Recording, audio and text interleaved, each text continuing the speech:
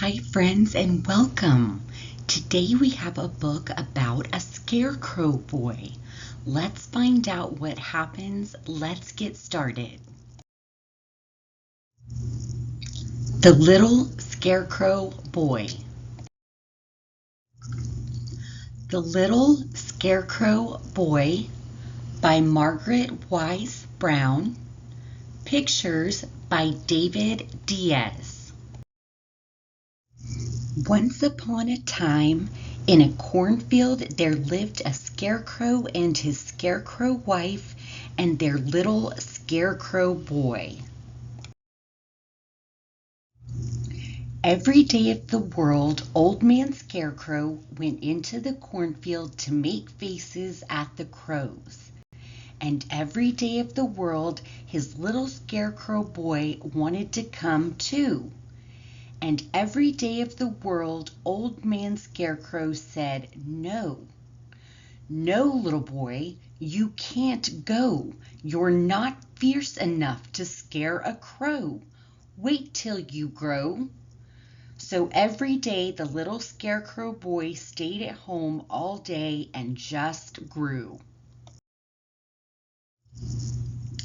Every day out in the field, Old Man Scarecrow waved his arms and made terrible faces. He made such terrible faces that the crows nearly lost their feathers at the sight of him there.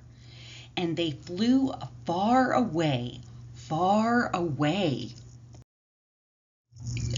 Every evening when the sun went down, Old Man Scarecrow came rattling home. And all evening he sat in his scarecrow house, teaching his little scarecrow boy how to make fierce faces. Old Lady Scarecrow whistled through her straw teeth at the looks of them there. But early in the morning, when the sun came up, it was the same old no. "No, little boy, you can't go. You're not fierce enough to scare a crow. Wait till you grow." So the little scarecrow boy stayed at home all day and just grew. Then one day, after the little boy had learned all 6 of his father's terrible faces so that he could make them one after the other, he decided to run away. Early the next morning he would go out into the cornfield and he would frighten a crow. So before the sun was up, or Old Man Scarecrow was up, or Old Lady Scarecrow was up, the little scarecrow boy slipped out of bed, dressed quietly on tiptoe, and went quietly, quietly, quietly out of the house. Over to the cornfield, up on his father's post, in his father's place. It was a fine, shining morning with the sun gleaming green down the corn blades. Crows circled in the air far away over the trees. The little scarecrow boy waved his arms through the air. He had never felt fiercer in all his life. And then came flying a big black crow. "Oh, oh, oh!" The little scarecrow made his first fierce face, and still came flying the big black crow. "Oh, oh, oh!" The little scarecrow boy made his second fierce face, and still came flying the big black crow.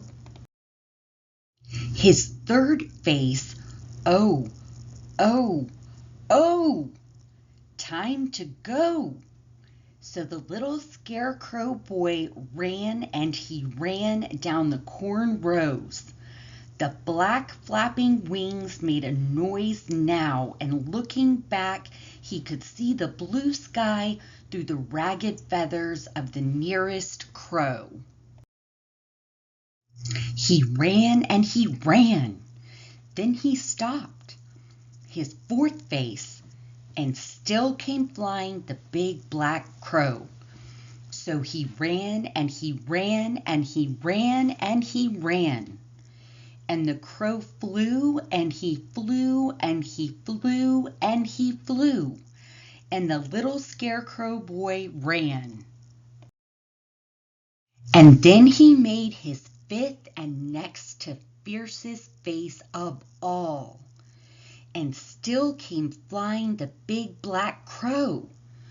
The little boy had only one face left now, and hardly any breath. Even so, he stopped, and with his arms stretched wide above his head and his fingers drooping on his hands, he gave the big crow the sixth face. And whoa! The old crow flew backwards through the air, feathers flying everywhere, until there wasn't even the shadow of a crow on the land. A scarecrow at last. The little scarecrow boy knew that he was as fierce a scarecrow as there was in all the cornfields, in all the world. And then he saw a shadow in front of him, and he looked up, and there behind him was Old Man Scarecrow, his father. And his father was proud of his little boy who had made all six faces at the crows. And he picked up his little scarecrow boy in his scarecrow arms, and they went home to breakfast. And when the little scarecrow grew up, he was the fiercest scarecrow in all the fields, in all the world. The end. Thank you so much for joining me today, friends.